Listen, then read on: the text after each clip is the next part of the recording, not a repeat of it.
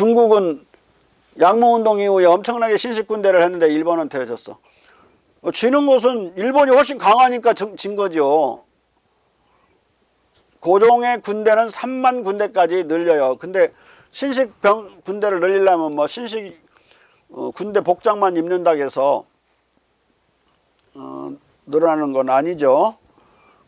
총기가 있어야 되고 화기가 있어야 되고 많은 무기들이 근대적인 신식 무기로 바뀌어야 돼요.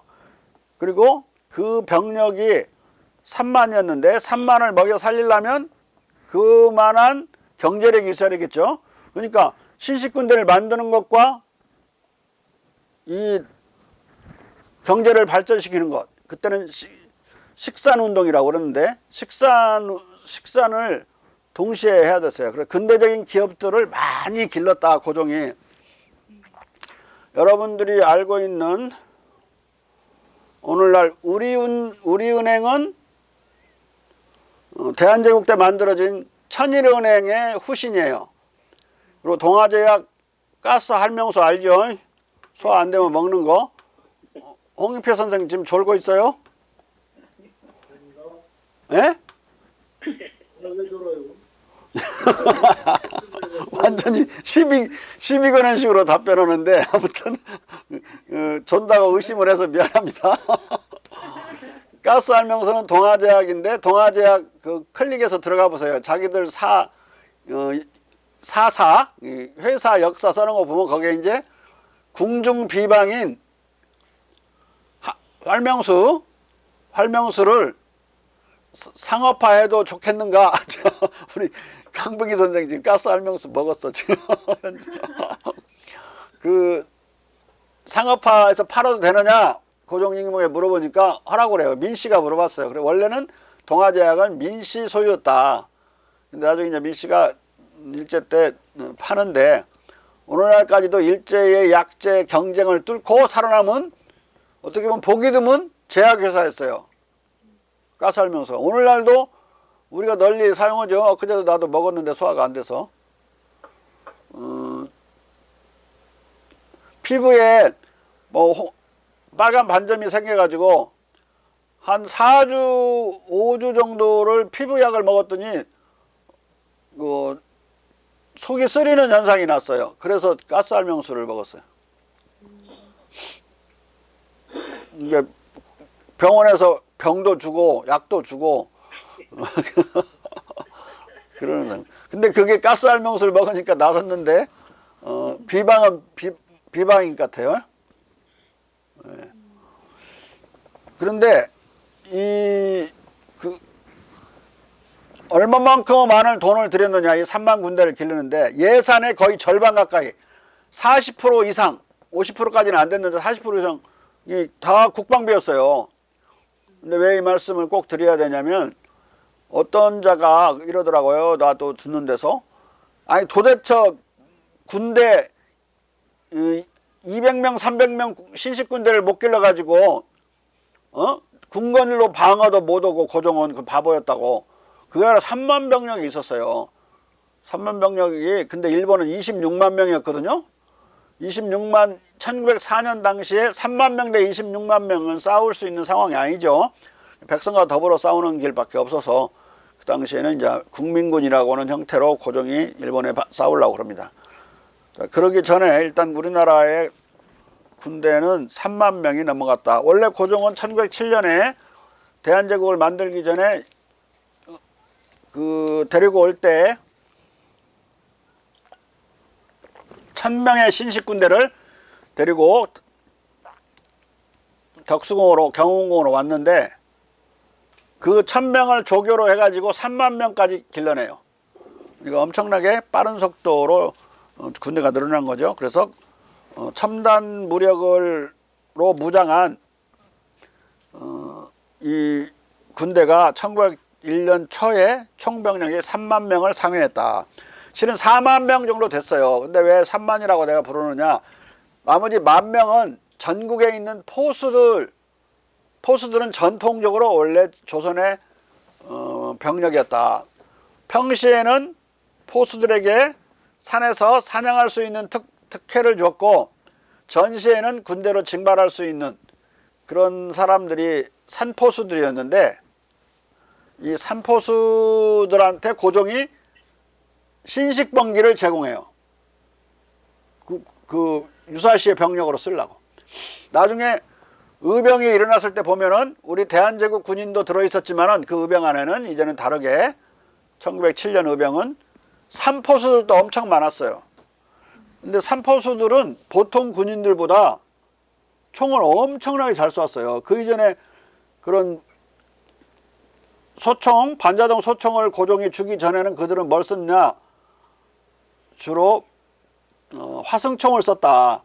화승총은 불 붙여가지고 심지가 타고 들어가서 땅 터져야 나가는 거니까 잘못하면 호랑이가 더 빠르게 되면 그 터지기 전에 호랑이한테 물릴 수가 있는 위험한 그런 상황이 많이 초래가 되는데 이건 방아쇠를 당기면 나가는 반자동 소총이었기 때문에 지난번 설명해 줬죠.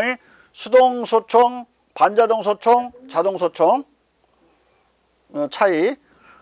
반자동 소총으로 쏘니까 더 잘 쏘았고 저런 야생 맹수들과 맞서서 사냥을 해야 되는 사람들이라 사격 실력이 보통이 아니었어요. 그리고 당시에는 전국 각지에서 사격대회가 많이 열렸다. 그런데 그 우리나라에서 총을 제일 잘 쏜 총재배가 누구였느냐? 안중근이었어요. 안중근. 안중근은 총을 잘 쏘는 걸로 이미 조선반도에 유명했었다. 근데 안중근의 사상은 형편없는 사람이에요. 대단히 친일적인 사람입니다. 사고가. 그 안중근이 여순 대령감목에서 재판으로 죽은 뒤에 써놓은 글들 보세요. 엄청나게 친일적이에요. 죽인 이유가, 이또를 죽인 이유가 니들이 우리들한테 한중일이 같이 가서 백인들을 몰아내자고 그래놓고 그래서 동양평화를 확보하자고 그래놓고 왜 우리나라를 없앴냐? 배신했다 이거예요. 그래서 죽였다고 나와요. 그러면 동양평화론이라고는 일본이 선전한 이데올로기를 확고히 믿었던 자지요. 그런데 만약에 그 상태로 갔으면 그건 친일파가 됐다. 반러시아 친일적인 사람이었어요. 그런데 다른 특징이 두 가지가 하나 있었는데 하나는 총을 제일 잘 쐈어. 조선반도 아마 동양에서 제일 잘 쐈을 거예요. 신식병기로. 그다음에 두 번째는 이 고종 황제에 대한 충성심이 누구보다도 남달리 높았어요. 근데 고종은 총을 제일 잘 쏜 놈이 누군가를 골랐고 그리고 충성심이 가장 높은 자를 골랐는데 그 두 교차점에 안중근이 떠오른 거예요. 그리고 안중근에게 이 또를 처단하라는 비밀 지령을 내려요. 안중근이가 단독으로 그걸 한 걸로 이 국사학자들 또 아까 삼계탕 만들 자들이 또 자꾸 주장하는데 그런 거 아니에요. 고종의 명령을 받고 이또를 처단했다. 고종의 명령을 받지 않았으면 이또를 처단한 게 아니라 이또고 놀았을 거야. 친일적인 사고를 가진 자니까. 아니 따지기 정도 했겠죠. 왜 약속은 그렇게 해놓고 딴짓거리냐고. 총으로 쏘아 죽일 생각은 못했을 거예요. 그런데 이 사람이 얼마나 총을 잘 쐈냐. 사격대회를 도처에서 많이 했는데 사격대회 하면 꼭 1등 장원을 했어요. 그리고 자기도 신천이라고 한 대로 항아대에서 이사 가는데 그 신천에서 사격대회를 여러 번 열어서 그리고 지가 열어놓고 지가 장원했어. 여러 차례. 그럴 정도로 잘 쏘았고 그 여순에서 취조받은 그 공소장 있잖아요. 거기 직업란에 뭐라고 되어 있냐면 포수라고 해서 포수. 그 당시에는 자랑찬 직업이야 포수가. 근데 두 번째 세 번째 취조하니까 나는 개인 자격으로 이또를 쏜 게 아니라 대한제국에 아직 대한제국 망하지 않은 때 1909년 10월 26일이니까 1979년 10월 26일 날 박정희가 결국 암살당했는데 그 날짜를 왜 그렇게 골랐느냐. 그 총 쏜 친구가 안중근 흉내 낸다고 그 날짜를 고른 거예요. 진짜인가 이거? 진짜야. 무슨 교수님 말씀을 안 듣고 진짠가 저러고 있으면 박경환 간사 그만 들어 이제. 아웃. 몰랐어요. 그런데 자기는 참모중장으로서 대한제국 군대의 참모중장으로서 저격했다. 아니 그 처단했다 이렇게 말을 해요. 그 참모중장을 누가 임명했느냐 이렇게 자꾸 물으니까 김두성이라는 분이 임명했다고 그래요. 김두성이 누구냐? 너희들이 알아봐라. 그래갖고 조선반도에서 김두성 이름 가진 사람을 40여 명을 붙잡았어. 그랬더니 2살 먹은 놈도 있고 10몇 살 먹은 놈도 있고 늙은이도 있고 병자도 있고 뭐 절름발이도 있고 그래갖고 다 풀어주고 김두성이 될 만한 놈 보니까 없어. 결국은 김두성을 일본 놈들이 못 찾아요. 근데 김두성은 내가 해독하면 무슨 뜻이냐? 고종을 가리키는 말, 고종. 왜냐하면 두성은 북두 칠성을 말해요. 북두 칠성을 줄여서 두성이라고 해요. 그런데 안중근의 자는 안응칠이야. 응칠이라는 말은 북두 칠성의 응에서 태어났다는 뜻이야. 왜냐하면 배에 태어날 때 7개의 검은 점이 있었거든요. 그래서 북두 칠성이라고 보고 북두 칠성의 신령의 감흥을 받아서 태어난 자다. 그래서 이제 그걸 원래 이름으로 응칠이라고. 유아기의 이름은 아명은 응칠이에요. 근데 아버지가 보니까 너무 방정맞고 경솔하고 그래서 좀 무게 있게 살으라는 뜻으로 무거울 중자 뿌리 근자 중근이라고 이름을 짓고 응칠은 아명은 자로 쓰도록 했어요. 그러니까 김두성의 두성은 누구를 나타내냐면 저를 나타내. 저 안중근을 나타내는 거예요. 그리고 금은 그 응칠이 앞에 두성 앞에 금이 있잖아요. 이 금은 김이 아니라 금이야. 북두칠성이 맴도는 중심별이 북극성이에요. 근데 북두칠성하고 북극성 합치면 8개 별인데 8개 별 중에서 황금빛이 나는 유일한 별이 북극성이야. 에? 알아듣겠죠? 그래서 금이라고 했고 그 북극성은 유교 철학 안에서 전통적으로 임금님을 가리키는 거예요. 북극성은. 그래서 논에 이런 말이 있죠. 유정이덕 덕으로 정치를 하는 것은 북극성을 중심으로 뭇별이 도는 것과 같다. 이런 말이 나와요. 그러니까 북극성은 임금을 뜻하는 말로 그 이후로 계속 쓰여지고 남면한다, 남쪽을 바라본다 그러면은 통치한다는 뜻이야. 북면한다 그러면 충성을 바친다는 뜻이에요. 그래서 임금님이 어떤 명령을 내린 명령장을 받게 되면 교지라고 그러죠. 교지를 받게 되면 무조건 북쪽을 향해서 4번 절하고 받아요. 그러면은 저 함경도에서 임금님 교지를 받으면 어디를 보고 절을 해야 되겠어요? 김남순 선생. 저쪽 중국 쪽을 바라봐야겠죠. 임금님은 남쪽에 있는데?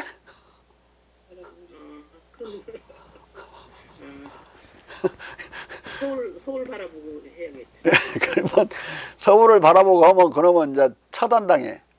아까 첫 번째 대답이 맞아. 북쪽을 향해서 무조건 북쪽을 향해서 절을 하는 겁니다. 남쪽을 향하게 되면 지가 통치하겠다는 소리, 임금 되겠다는 소리니까 처단당하는 거예요.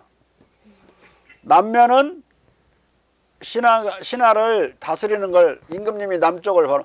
북극성의 입장에서는 어디를 바라봐도 남쪽이에요. 북쪽의 정의가 북극성이니까. 예? 임금님 입장에서는 어디를 바라봐도 남면하는 거예요. 근데 신하들은 충성을 하려면 임금님을 바라봐야 되니까 북극성을 바라보는 거죠. 그러니까 교지를 받았을 때 북쪽을 향해서 무조건 임금님은 비록 남쪽에 있더라도 이건 상징적인 의미니까 블라디보스토크를 바라보고 블라디보스토크에다가 절을 4번 하는 거예요. 그리고 교지를 받는 겁니다. 첫 번째 대답이 맞은 거예요. 김남순 선생. 왔다 갔다 하지 말라고. 연필 굴리지 마라. 그래서 그 군대의 한 사람으로서 그 안중근이 임금님을 중심으로 도는 자기 응칠이다. 그런 뜻으로 김두성이란 말을 했어요. 근데 일본 놈들은 일제는 끝내 이 암고를 해독을 못해. 그리고 아까 또 삼계탕 만들 우리 국사학절도 한 놈도 해독을 못해요. 예? 일본 놈이나 같은 거죠. 그러니까 뭘라고 국사학자 교수를 하는지 모르겠어요. 놀고 먹으려면. 나는 국사학자도 아니고 정치학자, 정치철학자인데.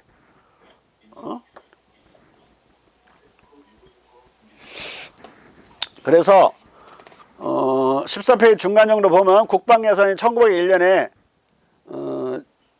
국방예산이 1896년에 비해서 3.6배가 많아졌고 1903년은 5.2배로 증가했다. 1901년부터 국방비는 전체 국가예산의 절반, 1901년에는 전체 예산의 41%, 2년에는 38.3%, 3년에는 39.4%, 거의 40%대 전후로 계속 국방비, 우리나라 국방비 지금 5% 정도밖에 안 돼요. 4%, 5%. 그래도 많이 쓴다고 그러거든요, 전 세계에서.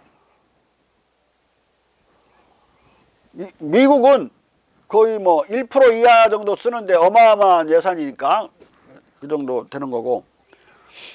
근데 우리나라 병사들이 그렇게 어떤 신식 병기를 가지고 군대가 됐다는 것으로서도 당시 그 아시아 제2 강국이었다, 군사 강국이었다 이렇게 말씀을 드렸는데, 일본이 1900년 초 단계에 약 20만 정도, 1904년 당시에 24만에서 26만 정도에서 다시 재침을 해요. 한국을 러시아와 싸우겠다고.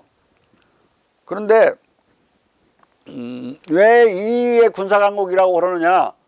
원래 양무운동이라는 걸 통해서 중국의 신식군대가 만들어졌거든요. 그런데 청일전쟁에서 완패해버려요, 이 군대가. 그래가지고 3분의 2가 없어져. 남은 군대를 원세계가 어떻게 그걸 꾸리고 있었는데, 의화단한 난이 1900년에 일어나는데, 정부는 중립을 지켰지만 의화단이라는 난에 동조하거나 가담하지 않고 지원은 안 해주고 그랬는데, 러시아가 만주로 진출하니까 이 원세계가 의화단을 편들어 가지고 만주에 출병을 해요. 그래서 금멸당해버려, 금멸. 그러니까 서태후가 집권할 때인데, 괜히 명령도 안 듣고 가만히 있으라니까 러시아 군대가 붙어가고 괴멸당하니까 나머지 잔병들이죠, 잔병들, 자녀 군대한테 군량민을 안 줘버려. 그리고 탄약 병 장기도 더 되질 않아요. 이게 어떻게 됐느냐, 결국 이 사람들이 비적이 돼요. 그래서 청나라 군대의 비적을 청비라고 불렀다. 이 청비들이 만주로 엄청 들어오면서 우리 조선인들의 곡식창고를 약탈하고 조선인을 죽이고 그럽니다. 그래서 우리 대한제국 군대가 출동해 가지고 이들과 많이 싸워요. 그래서 간도를 지켜낸다. 제국의 3만 병력으로 간도를 확보하는 거예요. 간도는 천리 정도. 크게 잡으면 조선반도의 크기와 맞먹는 영토였고, 크기가 지금 연변 이런 지역을 말하는 거예요. 하얼빈까지가 다 이제 그때는 조선이었고, 청나라도 인정을 해요, 중앙정부는. 근데 일본 놈들이 이 간도를 포기하면서 그 간도가 중국 땅이 되는 거예요. 일본 놈들이 1905년 이후에 외교권을 박탈해 가죠. 외교권을 박탈한 것은 법적인 것이 아니라 강탈한 거니까 우리는 무효라고 보고, 그들이 행사한 외교권을 이양한 그 외교 정책도 무효로 보는 거예요, 우리는. 그래서 간도는 지금도 우리 땅이라고 하는 거예요. 그 당시에 대한제국계는 삼천리 강토란 말은 없었다. 박영하 씨, 들려요? 바짝 뜨고 말해. 나는 안 들려요. 당시 삼천리 강토란 말이 있었다고요, 없었다고요? 없었다고. 예. 그때는 사천리 강토라고 했다. 그때 글은 거의 다 그렇게 돼 있어요. 사천리 강토. 왜냐하면 간도가 포함돼야 되니까. 간도가 천리란 말이에요. 삼천리 더하기 천리. 그러니까 하얼빈에서 안중근 의사가 이또를 거기서 처단했는데 하얼빈 동원이가 우리 땅이었단 말이에요. 거기가. 그래서 거기에 도지사를 고종이 파견했다. 공식적으로. 예? 그 관도 관리사라고 그랬어요. 이범윤이라는 사람에게 관도 관리사 직책을 내려서 거기를 공식적으로 관리했고, 분쟁이 있었지만 청나라도 끝내 인정을 해요. 조선의 영토권을. 홍태표 씨, 이번엔 들켰지? 네? 이번엔 들켰지? 졸았죠? 아니요, 안 죽었어요. 아이지, 이 당진 사람들 이거 정말 못 믿겠네. 예? 졸아놓고는 안 졸았다. 사진 찍어야 되겠네. 예? 자, 사천리 강토라고 불렀고, 우리의 병력으로 그 땅을 지켜냈다. 자, 그 인정을 중국 정부, 중앙 정부가 인정하면 뭐합니까? 중국 정부가 그 뭐 힘도 없는데, 예? 그걸 우리 병력으로 지켜내야죠. 아까 말한 청비들이 마구 들어와서 약탈해 가니까. 그래서 그 지켜내면서 관조 관리사가 거기서 나름대로 또 그 민병대를 조직해 갖고 이제 막아내고 그래요. 그 세월이 상당한 10년 가까이 그렇게 돼요. 그리고 나라가 병탄당하는 거죠. 자, 그러면 간도가 우리 땅이고 독도가 우리 땅이고, 그것도 고종이 우리 땅이라고 선언을 해요. 독도가 우리 땅이라고. 그리고 울릉도에 사람들을 이주시켜서 완전히 거주지, 사람이 살 수 있는 땅으로 만들고, 그게 다 고종이 한 거예요. 그러니까 고종 시대에 우리나라 영토가 가장 넓어졌어요. 세종대왕 시대보다도 천리가 넓혀진 거예요. 고종이 해놓은 일 때문에 우리가 독도가 지금도 우리 땅이라고 법적으로 주장하고 간도가 우리 땅이라고 주장하는 거예요. 근데 고종은 3만 병력이 없었으면 그걸 확대를 못했어요. 그러니까 광개토 대항 이래 고종은 우리나라 영토를 가장 넓게 확대한 분이다. 뭘로? 무력으로. 그래서 대한제국 때 고종시대 연호가 광무야. 빛날 광자, 무기할 때 무자. 그래서 광무예요. 근데 그런 왕한테 100명, 200명 병력이 없어갖고 궁궐도 못 지킨 임금이라고 몰아붙이는 사람들은 아까 말한 그 삼계탕 해먹어야 될 국사학자들한테 배운 놈들이야 다. 예? 그리고 3만 병력인지도 몰라요. 이것도 내가 합산해서 낸 거야. 처음으로. 이게 자, 그럼 어떻게 됩니까? 일본이 한 20만 명이 있었고 우리가 3만 병력, 신식군대로 90군대는 필요 없어. 싸워봤자 뭐 저 우금치에서 싸워봤자 120명의 일본 군대 신식군대하고 우리나라 200명 신식군대 합쳐 300 몇 명의 신식군대한테 7만 명의 동학군이 당하죠. 2,000명의 영불 연합군한테 7만 명의 중국 8기군이 당해요. 예? 그러니까 신식병기를 가진 신식군대가 아니면 의미가 없는 거예요. 앞에서 말했던 최첨단 무력이 있어야 된다. 나라가 안보를 지키려면, 안보를 유지하려면 최첨단 병기가 있어야 된다.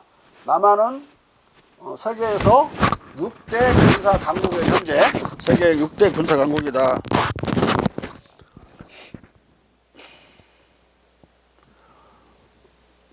북한은 원자탄을 갖고 있죠. 신식병기로. 그러니까 미국이라도 상대해주고 그러는 나라고. 그런 신식병기는 첨단병기가 없으면 첨단 무력을 확보하지 않으면 안보를 유지하기 힘들다. 이때 첨단 무기는 이 대한제국계에는 신식군대였어요. 신식군대. 이 신식군대가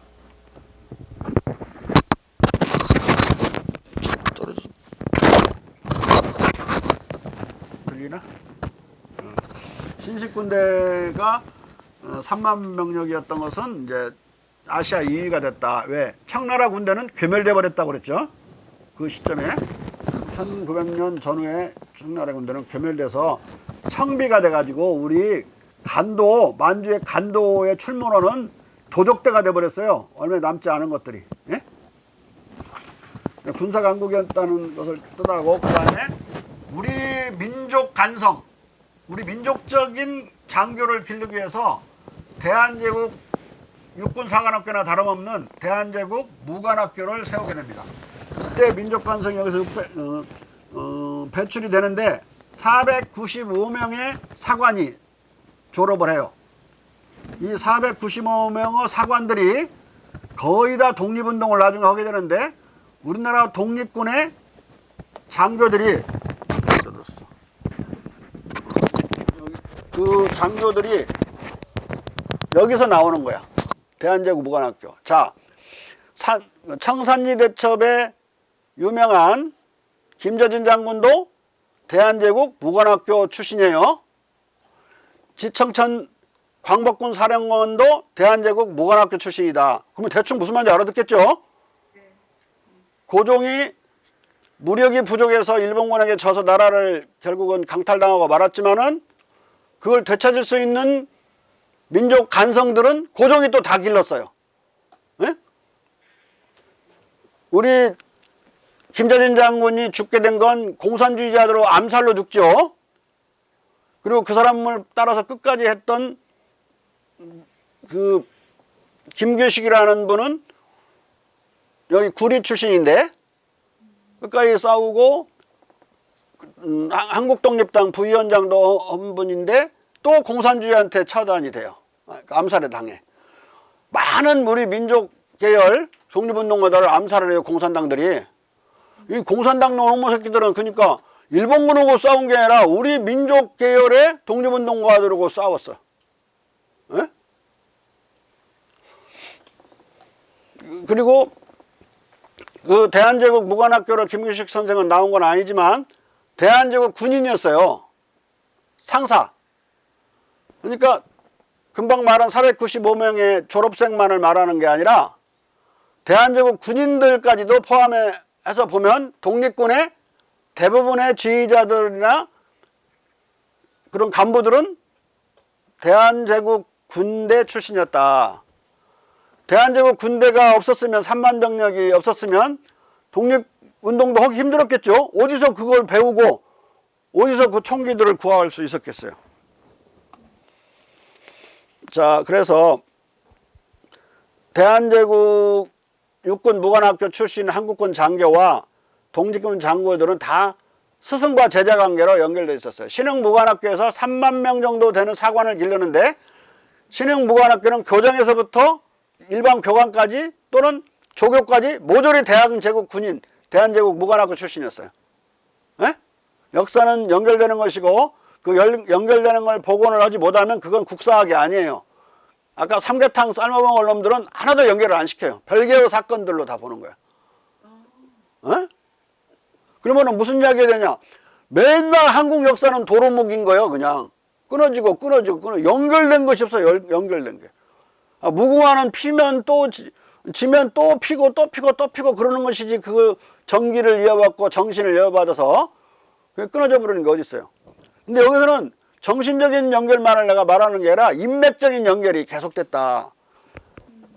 민족 장교들은 군대 해산 후에 의병장이 돼서 국민전쟁을 지휘했고 1910년 이후에는 민족 간성으로서 독립군 광복군을 이끌었다. 특히 1920년대 독립전쟁은 대한제국 육군 무관학교 출신이 주도했다. 신흥무관학교, 밀산무관학교 등 만주 소재 무관학교 교관은 99% 대한제국 육군 무관학교 출신이었다. 예? 여기서 유명한 분들을, 대한제국 무관학교 출신 교관들을 보면 지청천, 이세영, 김청계. 지청천 장군이 그 광복군 사령관 하기 이전에는 신흥무관학교 교관이었고 교장도 하고 그래요. 거기서 신팔기원, 양규열, 양승환, 이관직, 이장영 등은 신흥무관학교 교관이었고 이갑은 밀산무관학교 교장이었다. 그리고 신흥무관학교의 본교와 본교에서 길러낸 장교 수는 약 8천여 명, 약 1만 명이라고 나오는 통계도 있고 8천여 명은 있는데, 이 8천여 명의 장교는 사개연대 편제 당시로 보면 약 18개의 사단을 조직할 수 있는 장교 숫자예요. 예? 홍태표 씨, 네. 그 8,000명 장교로는 몇 개 사단을 조직할 수 있다고요? 쉬어봐야 알아요? 계산기가 없어서. 암산도 안 돼? 88개의 사단을 편성할 수 있었다. 그리고 임정에서는 이것을 이어받아서 대한제국 무관학교 명칭 그대로 임시정부 육군 무관학교를 세워요. 2년 정도 있다가 돈이 없어서 많은데, 자, 이 독립운동에 나선 대한제국 육군 무관학교 그 출신들을 내가 눈에 띄는 대로 정리해봤는데, 가장 중요한 분은 이동희. 이분은 군대 해상과 동시에 강화도 전등사에서 거의해가지고 1919년 임정에 참여해서 첫 임정 국무총장, 오늘날 국방부 장관, 그리고 19년 9월에는 임정 국무총리를 했다. 가장 높이 된 분이요. 지청천은 금방 설명했고요. 김자진도 설명했고, 이갑, 박승환, 그 굵은 글씨로 된 것들 다 중요한 분들입니다. 나머지 굵은 글씨 아닌 분도 중요하지만, 특별히 대한제국 육군 무관학교 학교장은 노백린이었는데요. 이분이 미국에서 임정의 공군을 창설해요. 그리고 임정의 국무총장, 국방부 장관을 하고 국무부장을 하고 국무총리를 역임합니다. 노백린 장군이. 그리고 해군은 포기했는데, 해군을 만드는 걸 포기했는데, 홍태표 선생님, 왜 해군을 포기했을까요?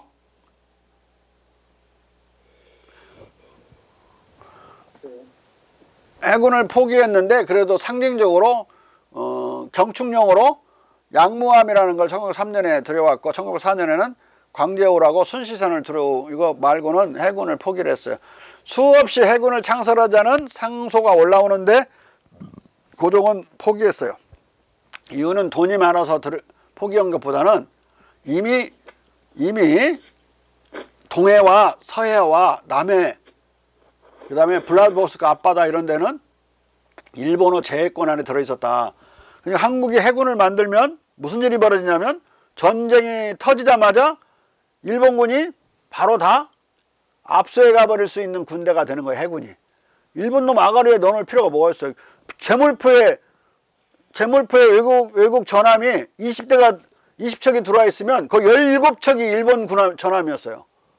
원산도 그랬고 부산도 그랬다. 그러니까 러시아의 태평양 함대에 속한 함선들도, 전함들도 조심했어요. 일본을. 그리고 미군 함정도 조심했고 프랑스도 조심했다. 왜? 워낙에 월등하게 이놈들이 많으니까, 배가. 그런데 그 마당에다가 제물포에다가 인천이나 부산에다가 한국 해군을 창설하면, 전쟁 나면 징발당해버리겠죠, 그냥. 이게 상납하지 않으려고 안 하고, 육군은 싸울 수가 있어요. 싸울 수 있기 때문에 육군은 합니다.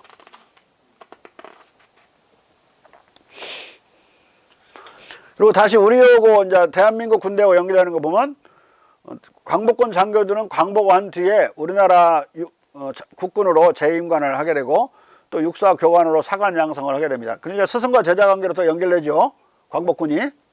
자, 우리나라 육군 무관학교, 대한제국 무관학교 출신이 독립군 사관을 가르치고 기르면서 사승관계로 연결되고, 다시 광복군이 사승관계로 연결되고, 그리고 국경 수비대를 미군이 창설을 했는데, 그게 우리나라 국군이 되거든요.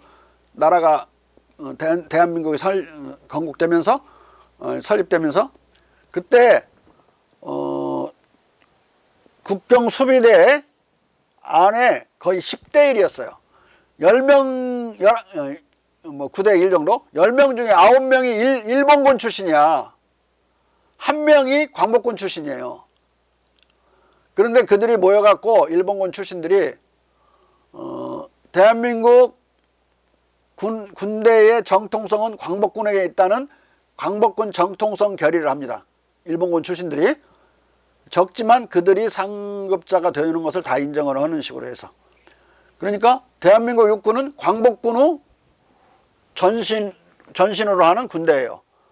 그 일본군에 복무했다는 이유로 자기들이 명분을 포기하고 군대에 수적으로 압도했더라도 광복군을 정통 계승하는 걸로 선언을 했기 때문에, 그래서 오늘날 대한민국 군대의 전시는 광복군이고 광복군의 전시는 대한제국 육군이다. 자, 무슨 말인지 알겠죠?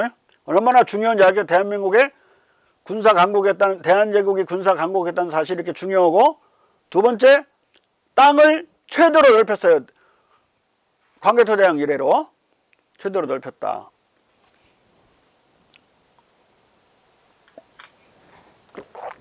17페이지 넘어가서 아시아의 이유의 경제대국이었다. 네 번째 대한제국의 특징 또는 성격이에요. 이 모든 것의 비결은 바로 소금이다.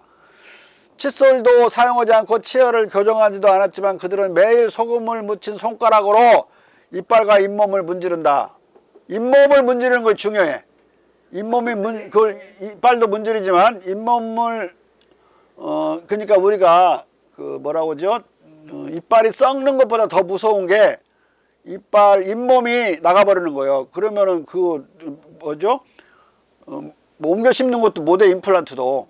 그리고 잇몸이 나가면 임플란트를 못하니까 잇몸을 만든 다음에 살찌워서 그 다음에 노인들은 이게 해야 되니까 그 학교에서부터 우리가 잘못 배운 것 같아요. 이빨 썩지 않게 하려고 이빨 닦는 게 아니라 잇몸이 나가지 않도록 하기 위해서 치석이 파고 들어가고 잇몸과 이빨 사이에 이게 떠버리게 만들어서 이게 그 이빨이 그냥 끝트림만 붙어갖고 공중부양하고 있는 거 있죠. 그 이빨로 뭐 음식물 씹으면 엄청 아파요.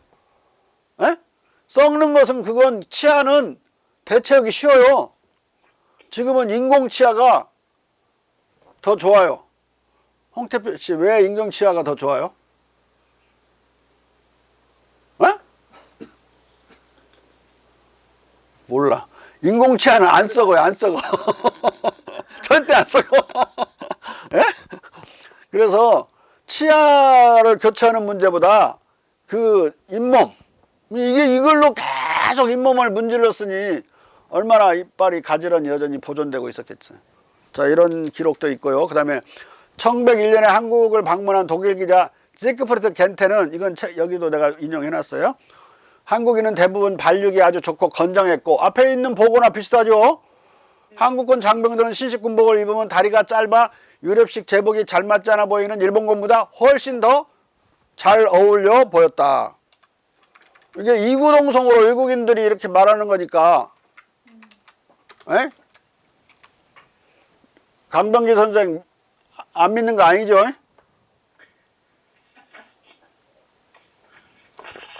안 믿어져요?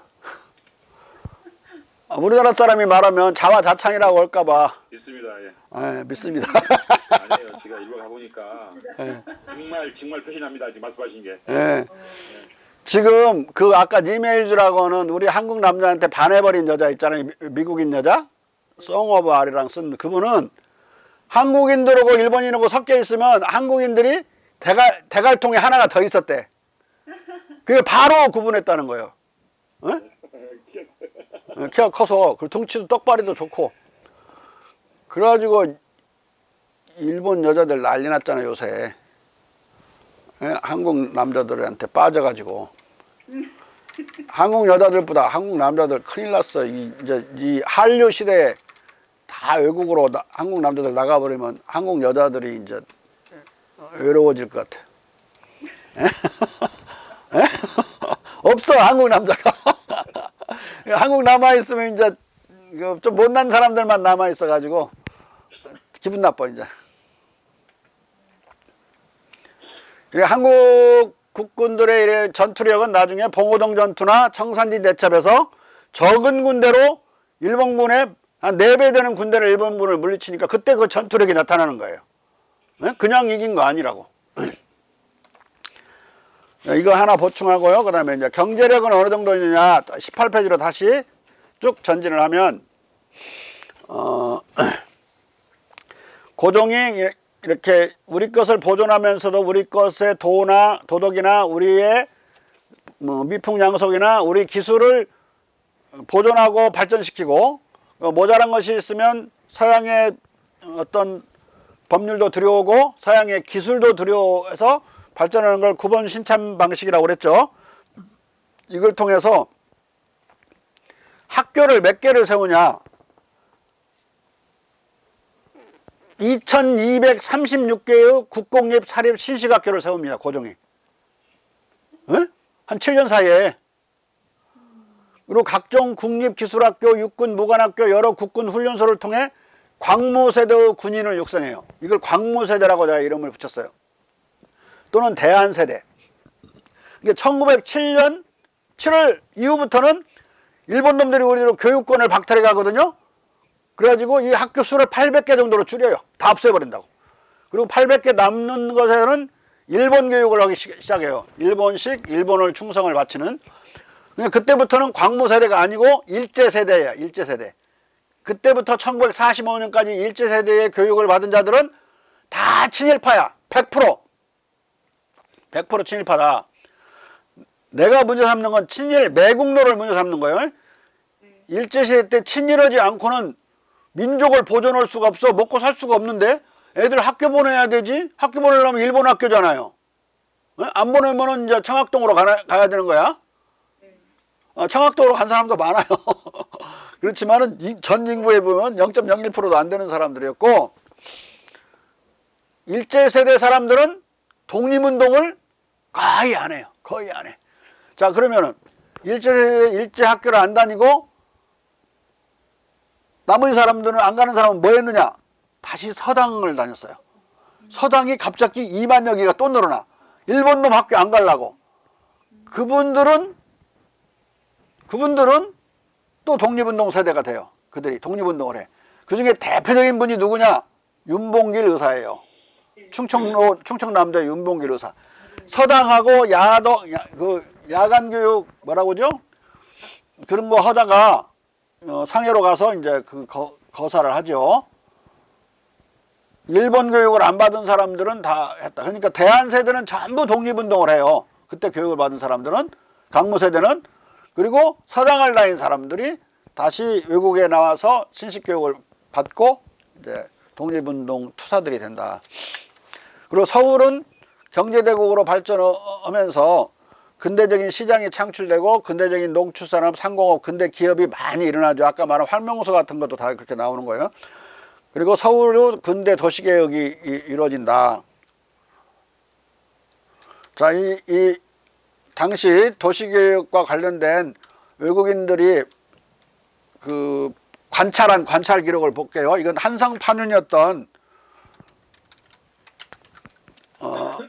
한성판윤이었던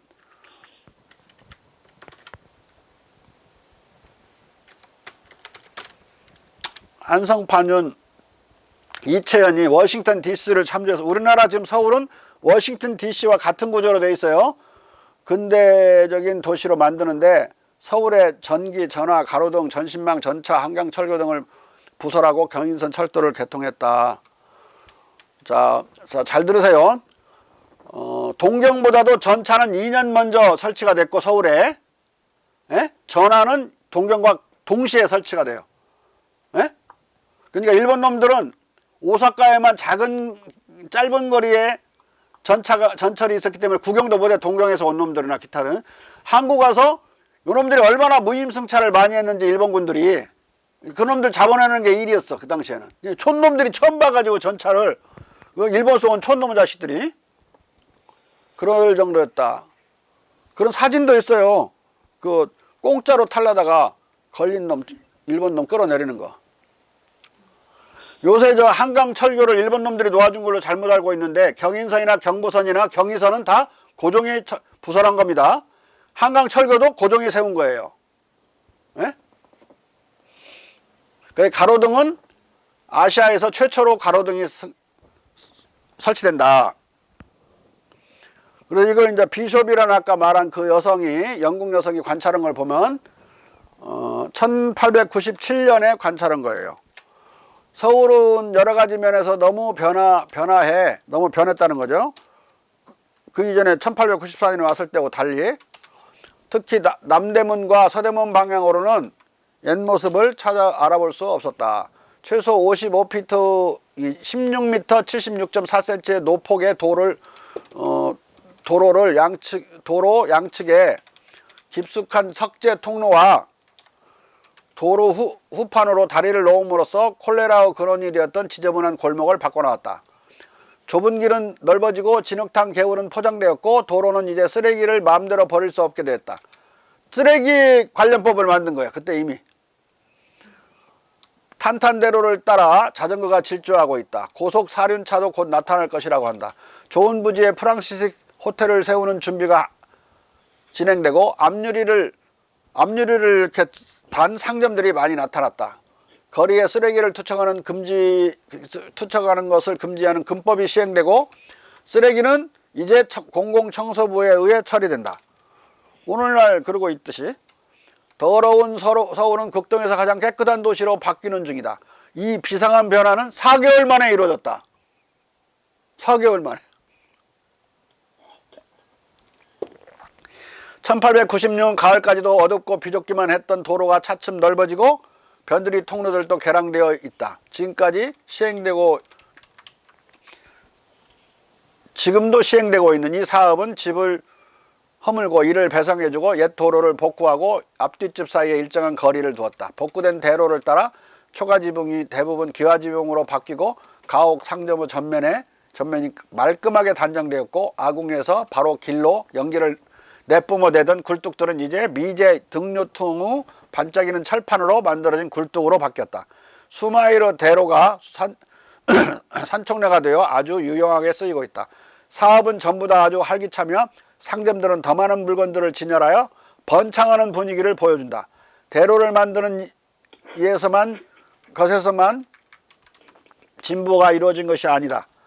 협로를 넓혀 공로를 만들고 자갈을 깔고 석재 도랑을 길가로 설치했는데 이런 작업은 때로 주민들이 자발적으로 수행했다.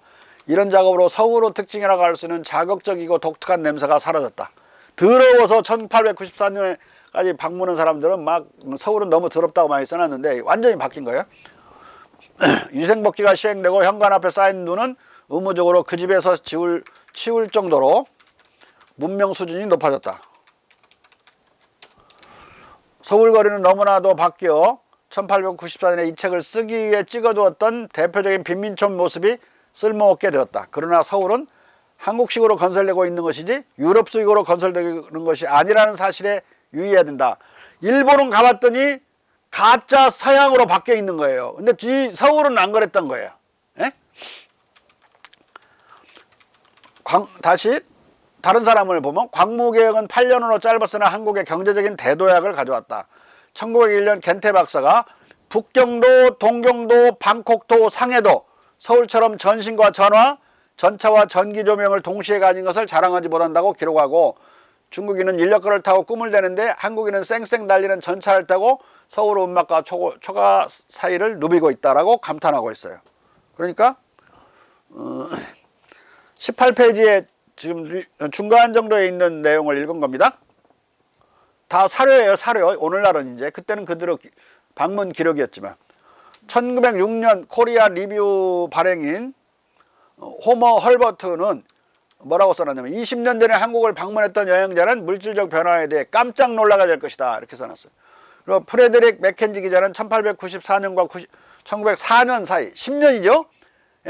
사이에 단행된 대개혁 덕택에 한국이 깜짝 놀란 수준으로 발전했다. 표현도 똑같아. 깜짝 놀란이라는 단어를 썼으니까요. 서울의 근대적인 개조는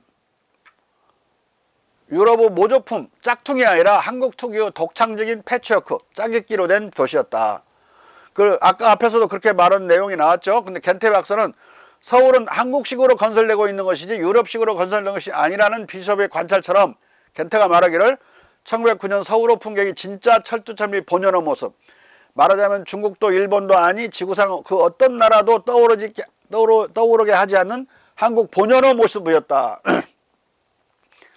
대단히 독창적인 근대 도시가 창설되고 있는 거예요. 유럽도 아니고 한국의 고전도 아니고 일본의 짝퉁도 아닌 한국다운 한국의 근대 도시예요. 서울은 실로 서양 제국의 발명품을 대규모 수도교통을 용이하게 하는 데 활용하는 면에서 동양의 다른 모든 대도시를 앞질렀다. 이미 얼마나 대한제국기에 아시아에서 최고 수도가 되어 있는지 알겠죠? 지금 오늘날 사람들 잘 사니까 자기들 머리 좋아서 잘 사는지 알고 한국 사람들 정신 나간 소리 하는 사람 많아요. 조상은 바보였는데 지들은 갑자기 똑똑해졌대. 그 사이에 돌연변이가 일어났다는 거죠. 아니면은 씨를 도둑질해 왔던지. 씨도둑은 못 온다고 그랬어요. 그렇죠. 근데 그 헛소리를 그렇게 해야 돼요. 조상님은 바보였는데 우리는 똑똑하다고. 조상님들 훨씬 더 똑똑했어요. 훨씬 더 똑똑하지는 않았을지 몰라도 비슷하게 똑똑했어. 그 씨가 그 씨인데 어디로 가요? 서울은 본 모습이 점차 부셔져 내리는 북경이나 본 모습이 희색되어 특징이 없어진 동경보다 진짜 비교할 수 없이 훨씬 더 매력적이었다. 서울의 거리에서 보는 삶의 색깔들은 북경보다 훨씬 더 다채롭고 그 형상은 동경보다 훨씬 더 순수하고 이 전체 위에 항상 새롭게 놀라운 사실을 매 순간 다시 회상하게 하는 말할 수 없는 이국적인 어떤 것이 있었다. 서구 지식인의 눈에 비친 당시 철두철미 본연의 모습을 한 서울과 본 모습이 희색되어 특징이 없어진 동경의 이러한 풍경 차이는 구본 신참론적인 근대화 정책을 추진한 한국과 쓸개도 배알도 없이 서양을 맹목적으로 추종한 일본사회에 가로놓인 질적 격차였다. 질적인 문화 격차였어요. 에? 수준이 우리는 문화가 높았고 일본 놈들은 서양을 계속 본 따라서 했는데 어디까지나 본 따라서 하는 것은 그것은 짝퉁이지 그 본연의 모습은 아니잖아요. 자기의 본질적인 걸 발전시켜야지. 이것은 버튼 홈스가 미국 시카고 대학 교수인데 이 사람이 1901년 서울을 걷다라는 책이 나와 있어요. 우리나라에. 영어로는 서울 더 캐피털 오브 코리아라는 책을 번역한 건데 여기서도 부분적으로 하게 됩니다. 쨍거랑거리며 덜커덩거리는 전차가 대문을 통과하여 거만하게 돌진하는 한편 관리가 탄 차가 조용히 그리고 천천히 위험을 부리며 이동한다. 이것들은 전기의 등장에도 불구하고 서울 이 묘한 도시의 중세의 생활 양식과 풍속에 여전히 존속하고 있음을 보여준다. 그 대조는 실로 드라마틱하다. 극적이다 이거죠. 서울의 주요 간선도로 훌륭한 상태는 한국의 고문관으로 활동하면서 워싱턴에서 본 것을 본국에 실현하려 노력한 아까 말한 서울시장 한채윤의 덕택이었다. 그는 버섯처럼 볼록 솟은 오두막과 판잣집으로 가득한 넓은 거리를 깨끗이 정비했다. 그는 통행료를 포장하고 도로 보수와 유지를 위한 법령을 제정 시행했다. 서울은 이전에 북경보다 열악했지만 지금은 동양의 어느 전통 도시보다도 좋다 그랬어요. 앞에서 또 계속 확인되는 거죠. 동양의 가장 좋은 훌륭한 도시가 되어 있었다. 서울은. 동서가 혼성된 이 고도 서울의 풍광은 정말로 눈에 띄고 호기심을 불러일으킨다. 이렇게 홈스는 기술을 해놨어요. 그리고 한국의 재정 상태는 이미 크게 개선되어 있었어요. 비숍이 뭐라고 그러냐면 여자 비숍이죠. 조선의 우방과 적대국이 모두 조선이 파산할 것이라고 예상했고 반대로 조선은 1896년이 되어서 파산하지도 않았고 1897년 4월 회계연도를 마감했을 때 탁지부는 150만 달러를 보유했으며 300만 달러 일본 차관 가운데 100만 달러를 갚았다. 이게 재정 상태가 좋아지고 있는 거죠. 그 일본 공사 하야시 곤스케는 1900년 2월 19일 비밀 보고를 일본 본국에 때려놨는데 그걸 이렇게 열어보면 한국은 단순한 상업시대에서 공업시대로 들어가는데 이르러 한두 동양국가와 관계로부터 나아가 세계적 경쟁 영역에 임하고 있습니다. 라고 이렇게 비밀 보고를 하고 있어요. 빨리 먹어야 된다. 이거 터지기 전에 이런 말도 함축되어 있겠죠. 그 다음에 하야시가 1904년에 다시 보고하는데요. 10월 27일에 1904년 2월 6일 날 이들이 재침하니까 재침한 뒤에 보고야. 한국의 무역은 해마다 다소 소장이 있지만 발달의 추세가 영력 현저합니다. 이렇게 계속 발전하고 있었던 거예요. 고속 성장을 계속하고 있어요. 정부의 식산흥업 정책으로 수백 개의 근대적 기업이 일어났고 이 기업들은 대부분 일제시대를 관통해 민족기업으로 살아남아 해방 후 한국 경제성장의 기반이 되었다. 가령 고종이 설립한 대한천일은행은 1911년에 조선상업은행으로 50년에 한국상업은행으로 98년에 한일은행으로 99년에 한비리은행으로 2002년에 평화은행을 흡수해서 우리은행이 됐다. 동양제약 활명수는 아까 가스명수가 됐다. 그 다음에 경제의 고속성장으로 정부 예산과 무역액이 급성장했다. 1904년 정부 예산은 1421만 원이었는데 96년에는 481만 원 보다 4배 급증했다. 1904년 무역 총량은 1901년에 1800만 엔이었는데 엔의 곱절이 돼서 1910년은 3배가 됐다. 계속 늘어난 거죠. 교육 상대국은 중국, 일본, 대만, 러시아, 영국, 미국으로 다변화되었다. 옛날에는 중국과 일본 요거만 주로 교역을 했는데 이거 다변화된 거예요. 그러면 국민소득이 급상승을 했는데 어거스 메디슨 OECD 통계를 어거스 메디슨은 수십 년 동안 OECD 통계를 담당했던 영국 경제학자인데 3년 전인가 죽었어요. 그렇지만 OECD 통계는 역시 권위가 있기 때문에 여기에 조선은 1820년 1인당 GDP 600달러 국가였는데 중국과 공동으로 그래서 동아 3위 국가였으나 1870년 604달러로 조선은 반등했어요. 4달러 올라갔어. 중국은 더 떨어져 보여요. 600달러 선에서 550달러 선으로 떨어져요. 우리는 올라가고 거꾸로 여기서 무슨 반등이 일어나기 시작한 거죠. 1870년에 1911년 국민소득은 815달러에 이르렀다. 1911년 통계는 1900년 한일 병탄드는 해의 경제 상태죠. 815달러였어요. 1인당 국민소득이. 중국은 당시 550달러였고 인도는 691달러였고 일본은 1356달러였고 필리핀은 911달러였고 인도네시아는 839달러였다. 그러니까 어떤 비슷한 대등한 수준으로 올라갔는데 한국경제 고속성은 일제 병탄위원회 관성에 따라 계속되었다. 일본 놈들은 1905년 11월 우리의 외교권을 박탈한 이래 1919년 3.1운동이 일어날 때까지 한국에 한 푼도 투자를 않고 계속 수탈만 해요. 네? 그런데 그 수탈을 뚫으면서 발전한 걸 보세요. 1915년 걸 보겠습니다. 1인당 국민소득이 한국이 1048달러, 필리핀이 875, 인도네시아가 866을 앞질러서 일본 1430달러 다음에 아시아 2위의 경제 대국으로 도약했어요. 그리고 그리스가 16년에 972달러니까 그리스를 추월했고 포르투갈에 육박하고 있어. 1915년에 1228달러인데 한국은 1448달러니까 뭐 곧 따라잡을 기세죠. 이 추세로 계속 한국이 발전했잖아요. 그러면은 1927년에 일본을 앞질러요. 1927년에. 근데 그놈들이 우리를 병탄해서 44년 통계를 보면 일본 놈 국민소득이 우리의 2배가 돼버려요. 우리는 그 반토막 나버리는 거야. 근데 어때는 1430달러고 일본이 우리는 1040달러니까 어떻게 되는 거야? 312달러 정도밖에 그들이 많지 않았어요. 이건 따라잡는 건 쉬운 일인데 일본도 발전하니까 1927년이면 그들을 추월했다. 이 계산으로, 이 속도로 보면. 1915년의 성과는 순전히 대한제국 시기 고속성장의 여세로 달성된 거예요. 일제는 을사늑약 이후에 1919년 3.1운동 이후까지 15년간 일체 개발 투자 없이 수탈에만 혈안이 되어 있었다. 수탈을 뚫고 이 정도 발전했으니까 대단히 빨리 발전한 거죠.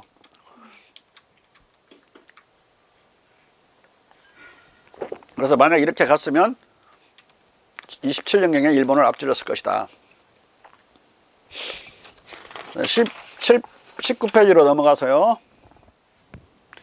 자, 그렇게 보면 우리나라는 이미 이때 경제적 발전할 수 있는 최소한의 기반이 근대적 기반이 만들어졌고 근대 국가의 틀이 만들어졌고 각종 대한민국이라는 국호나 대한민국의 국화는 무궁화라는 것도 이때 다 국민들에 의해서 만들어지고 제정되고 집단재정이야. 무의식적 집단재정. 또 우리나라에 여러 가지 다른 상징들이 있죠. 국문을 국어로 한다. 국문이 국어가 돼요, 이때. 에? 앞으로는 한글을 못 쓴다 그러면 위헌이에요, 오늘날이요. 그건 헌법적인 사항이라고. 무슨 말을 쓰는가는 헌법에 정해지는 건데 헌법에 정하지 않아도 너무 뻔해서 오늘 정하지 않은 거예요. 우리나라 국화가 무궁하다 하지 않는 거랑 똑같은 거예요. 그리고 우리나라의 서울은 서울이다. 그거 헌법에 안 정해져 있죠. 정해진 거나 다름없어. 관습으로. 대한민국의 국호는 대한민국이다. 마찬가지로 한국어는 대한민국 국어다. 근데 고종의 국문령 모든 공문서는 국문으로 한다. 단 국한문으로도 할 수 있다. 이게 단서 조항이 있었어요. 그러면은 그걸 단순화해 가지고 1907년에 주시경을 앞세워서 단순화해요. 표기법을. 예, 그러면 우리가 정리한다면 세종대왕은 훈민정음을 만들었지만 대단히 복잡합니다. 훈민정음 쓰기도. 고종은 한글을 만들었다. 한글을 만들어서 국문으로 만들었어요. 세종대왕 때 우리의 훈민정음은 국문이 아니었어요. 한자가 국문이었다고. 자, 국문을 만든 임금이 누구라고요? 고종이요. 고종. 예? 세종대왕이 아니라 고종이에요. 교수들이 골방에서 쓰는 업문을 국문으로 만든 사람이 고종이다. 김수미 씨 알아들었어요? 아, 끄덕끄덕 그냥? 마이크가 안 되는가?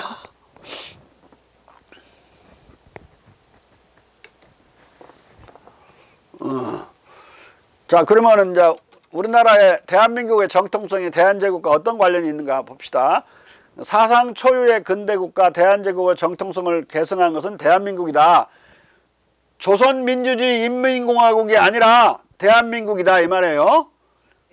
자, 조선이라는 말은 일본이 한국을 병탄하자마자 일본 천황의 칙령으로 조선이라는 국호는 못 쓴다 그랬어요. 아니 그 대한이라는 국호는 못 쓰고 조선이라고 한다. 이게 첫 번째 1호야.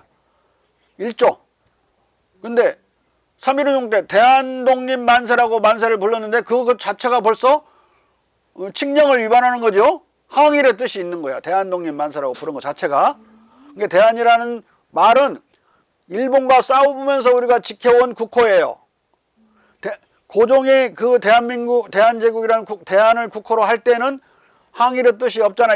있었지만은 우리를 다 통일한 나라는 뜻이라니요. 이 대한의 대자는 큰 대자지만 뜻은 두루, 모두란 뜻이야. 사만은 변한, 진한, 뭐 있었죠. 세 가지. 만, 이 세 가지를 다 합친 걸 대한이라고 한다. 전부란 뜻이야. 대자가, 큰 대자가. 전부 대한, 전부한이 대한이야. 고종이 그렇게 설명을 해요. 그 대한의 그 뜻에 더해서 항일의 뜻이 들어가게 된 거예요. 그 이후에는.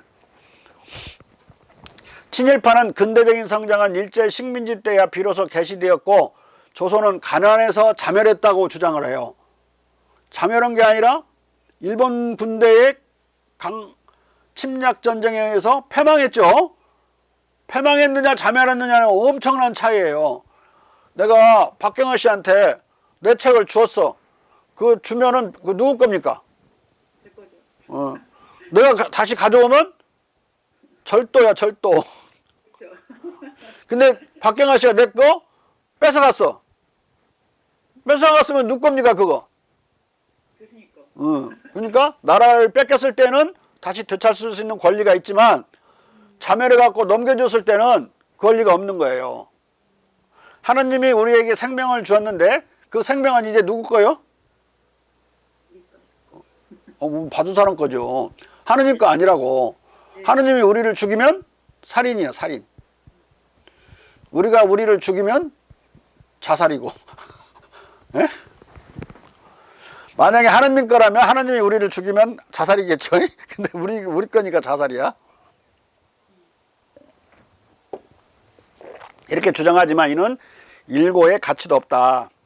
대한제국은 자멸한 것이 아니라 일제 침략에 패망했고 근대적인 성장은 일제 때가 아니라 대한제국기에 이미 개시되었던 거예요. 그 높은 고도 성장을 했죠. 패망한 대한제국은 고종 시해에 격분한 우리 민족의 3.1운동을 통해 임시 대한민국으로 부활해서 광복전쟁을 통해 정식 대한민국으로 완성이 되었다.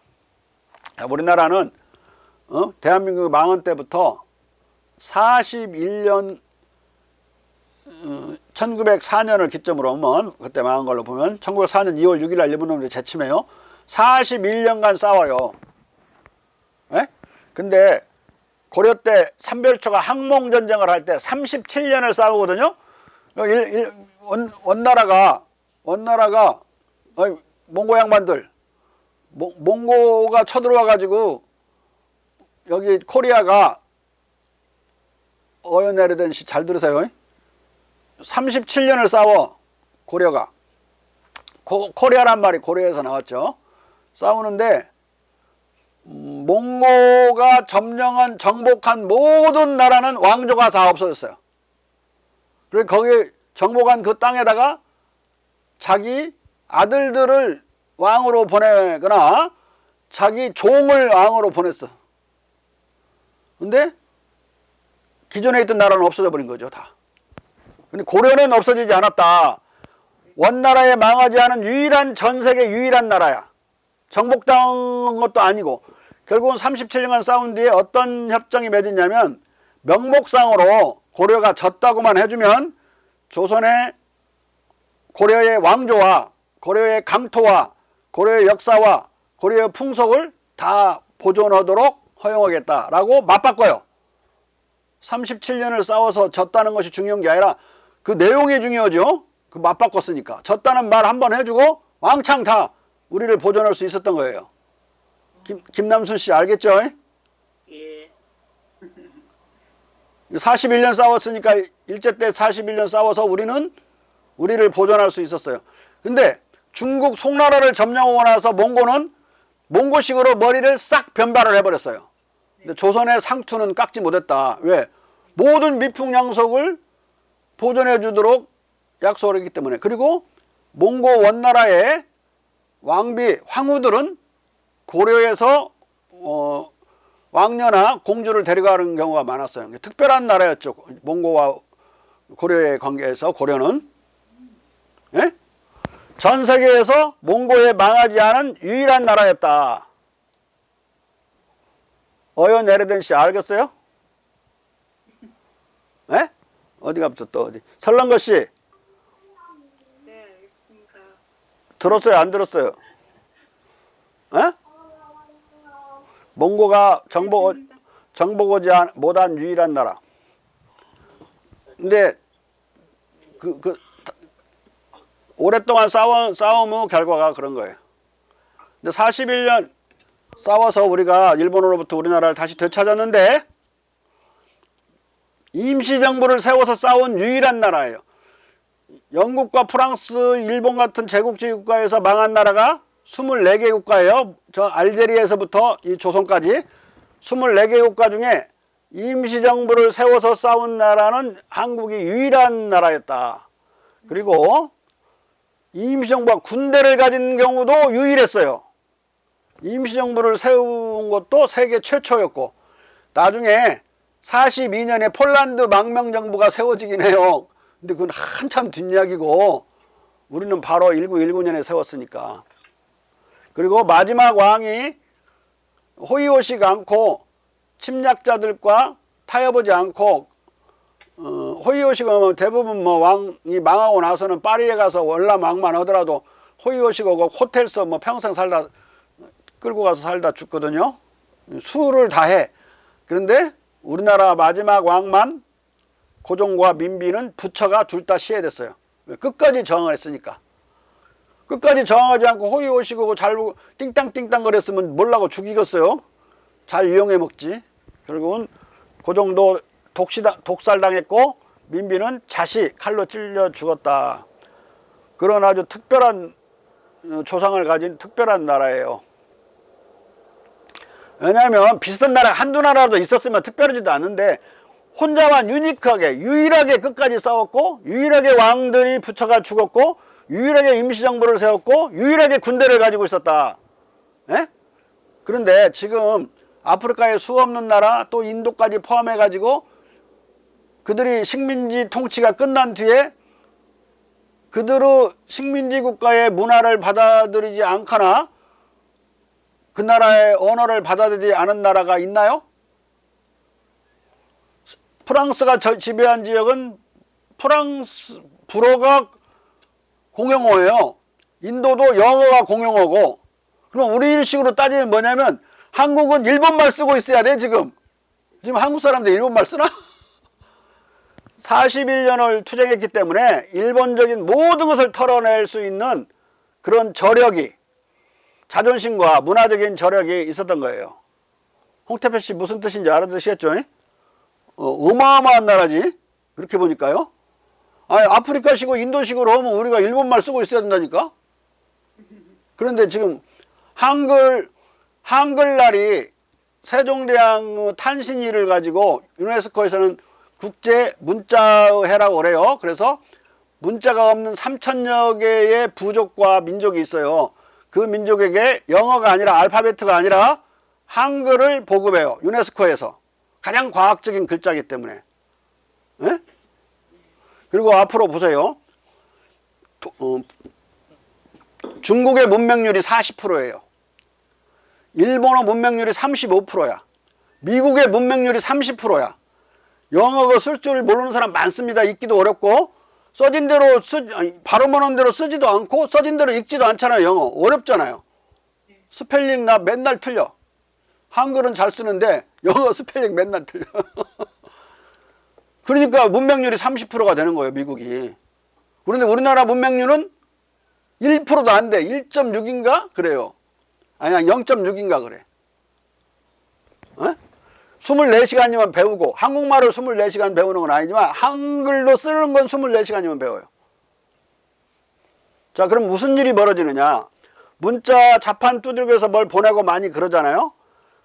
이 중국말은 푸이라고 청나라 마지막 왕제 푸이 그러면 FUI라고 영어로 치고 들어가서 푸이가 많아요. 한자로 그걸 찾아야 돼. 한 60개 되는데 찾아야 돼요. 오래 걸려. 이 문자 하나씩 보내려면. 일본말도 똑같아요. 한자가 섞여 있고 막 그러니까. 영어 스펠링 잘못 치면 안 나와. 뭐 30%가 또 문맹률이야. 문자 주고받는 속도 엄청 느립니다. 그리고 옆으로 써지기 때문에 옆으로 물 좀 갖고 와라. 그 홈바 작은 말 열면 물 있어요. 지난번에 기생충이라는 영화가 헐리우드 상 1등상 받았잖아요. 작품상. 홍태표 씨 알죠? 네. 네, 알죠? 기생충? 네. 어디 갔다 온 양반 같아. 기생충에 미국인들이 처음으로 자막으로 영화를 봤어요.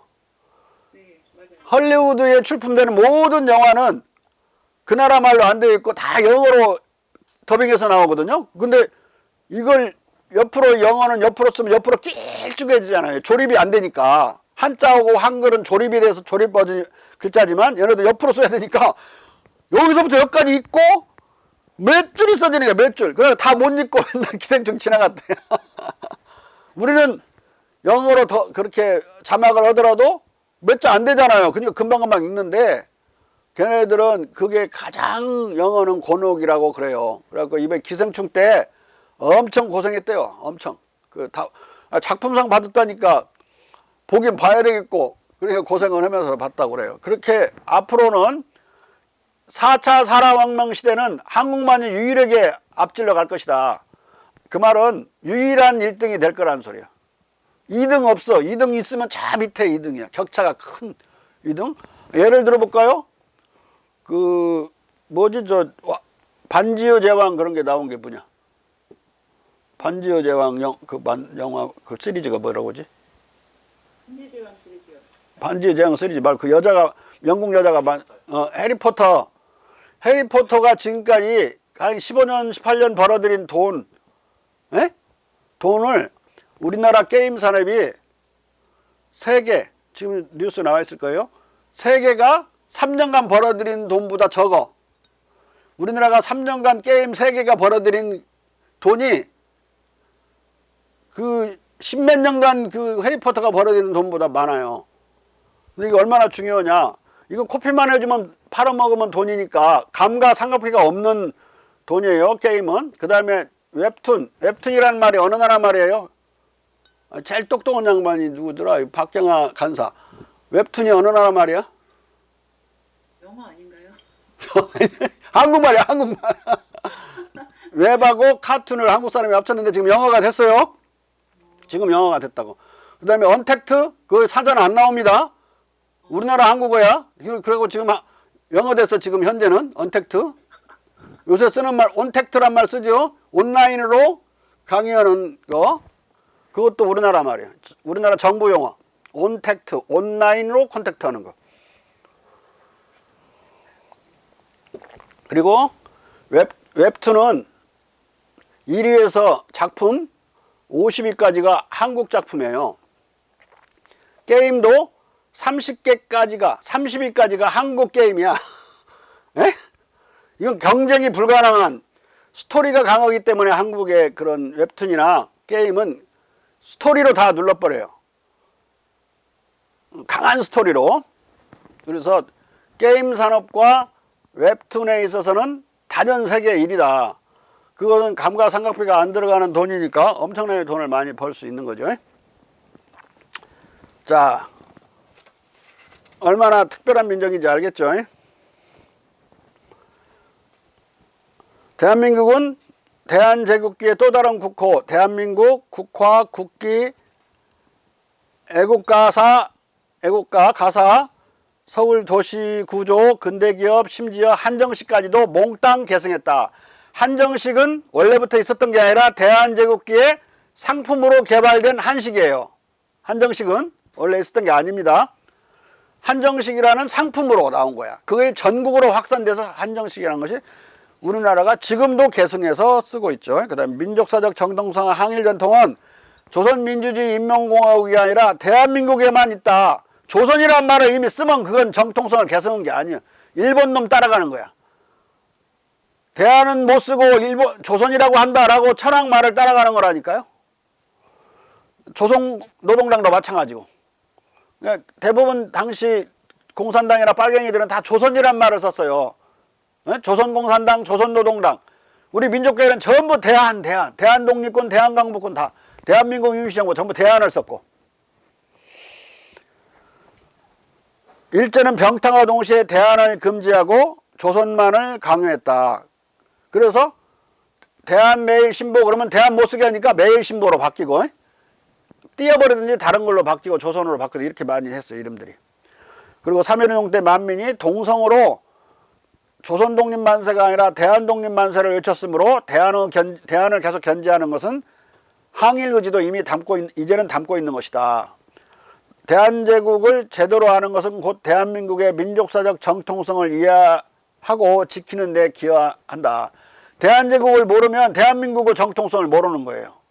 그러면 대한민국은 뭐 우연히 생겨난 걸로 생각하는 거라고.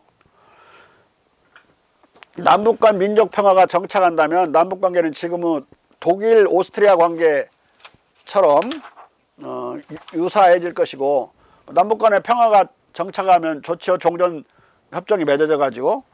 그러면 그때는 뭐 정체성이 혼란이 일어날 수가 있어요. 대한민국 국가 정통성 의식에 혼란이 있을 수 있다. 심지어 저런 한국학중앙연구원 어떤 교수, 지금은 정년퇴직한 교수 나부랑이는 뭐라고 했냐면, 대한민국이라는 국호를 폐하고 조선민주주의 공화국의 조선어고 해갖고 무슨 조한민국이라고 하자는 둥, 조한공화국이라고 하자는 둥 논문을 써놨어. 논문을. 이 정신 나간 놈들이, 교수라는 것들이 사람들을 제대로 가르쳐주는 게 아니라 더 헷갈리게 만들고 대한제국을 이해를 못해가지고. 우리 김수미 씨, 내 강의 듣는 걸 요행이 아니라 다행이 아니라 천행으로 생각해야 돼요. 에?